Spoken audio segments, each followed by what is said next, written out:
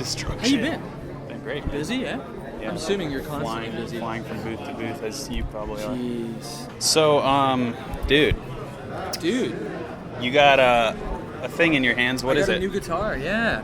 Schecter has been kind enough to basically bequeath me with what I consider to be the ultimate guitar, the ultimate S-type guitar. I mean, it's a custom shop. It's made in California by a very small team, a team of basically master guitar builders, and we had a model out. It's still out. It's the silver one, which was kind of more of a traditional, alder body, maple neck, rosewood fingerboard kind of thing, which is great, and people have really been enjoying it. But they said to me, since we're doing something with the custom shop, why not do something that would be considered custom, like an actual custom exotic guitar? Yeah. So here we are. I mean, this is basically the same type of setup, except it's got a Wenge neck with Maxar ebony fretboard. Kind of makes me drool a little. Oh, being dude, this it's close just to it. I've seen it in HD, but it's just insane. It's just this is like it's a freaking work of art. real. And everything about it, not just the feel of the guitar and the sound of it. It's like the colors just kind of look like. Look at this guy right back here. And you got the little logo and the signature and the grain. So when you were making that signature there, I assume you had to be like, this is the one that's going to be on the guitars. Yeah, actually, that took me a lot of practice tries, trial runs, so to speak. I'm just sitting in my studio with like a piece of paper and a Sharpie, just like, no.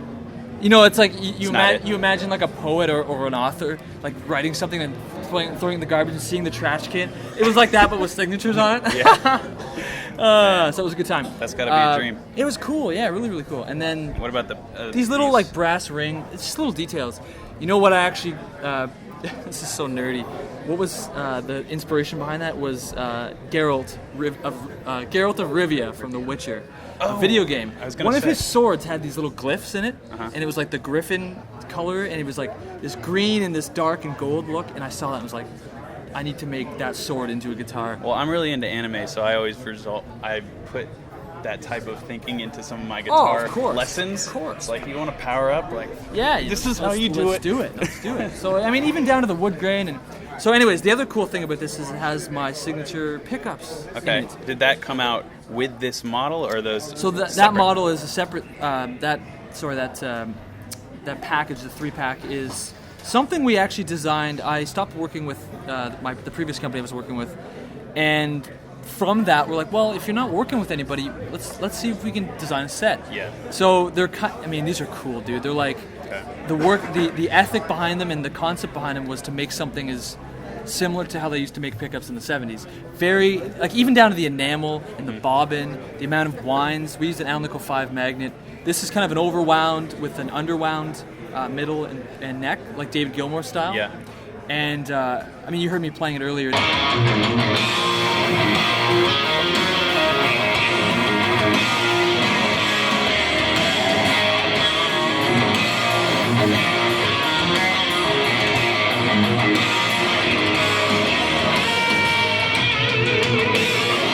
It's really like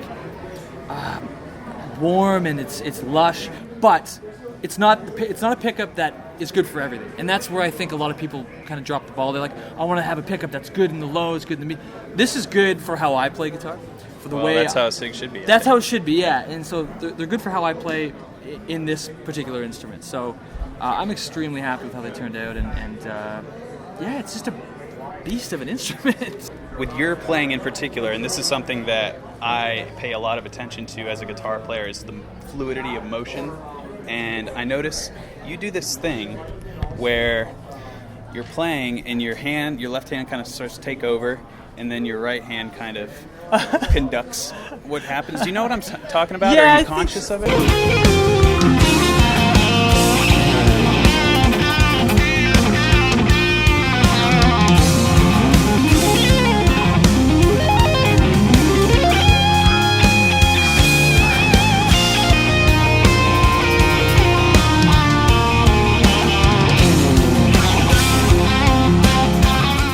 I had a teacher I took some theory lessons with when I was like 18 for about half a year or so, and he would, when we'd be talking about theory and how things connect on the guitar, he'd do something like he'd actually show me some examples, of course, which is the benefit of taking physical guitar lessons and Yes. not sometimes YouTube. And he was a great player. Like, he was an amazing guitar player. He still is an amazing guitar player. And he would do things like he'd start playing, and I'd notice he would start picking back here, then he'd be over here. Uh-huh. And I asked him, like, why? Like, what is going on with the? And he's like, I have no idea. I think when you play so much guitar for such a long time, without really worrying too much about trying to sound or play like anybody else, these things just, I mean, the only way I can describe it is they kind of happen. They just exist. So I'm not thinking about... So this is not conscious. The only thing I'm thinking about is like the punctuation on a phrase. Like, can I get a vibrato out? Can I get to the end of the phrase on the intended note? Sometimes the stuff in between is kind of like a means to getting to the end. Okay.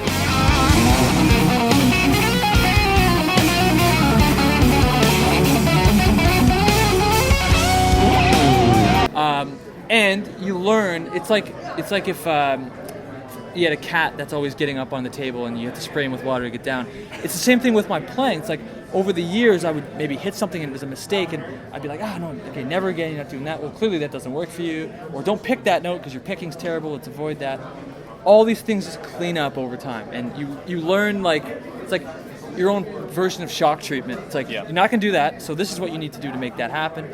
And it just naturally grows and develops and becomes this thing. I mean, when I'm playing guitar, I'm not thinking about playing guitar. That's, I guess, the difference. I'm just trying to get the noise out.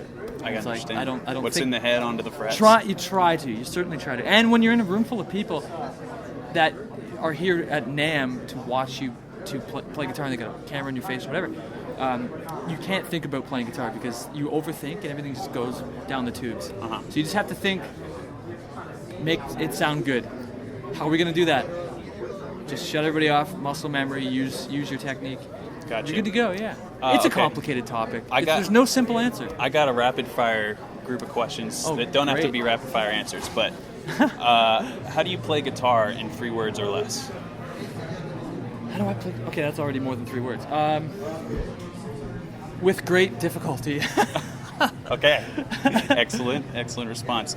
If you could put a billboard up that every guitar player had to drive by every single day for the rest of their lives, what would that billboard say? It would say patience. That's it, and a picture of a guitar.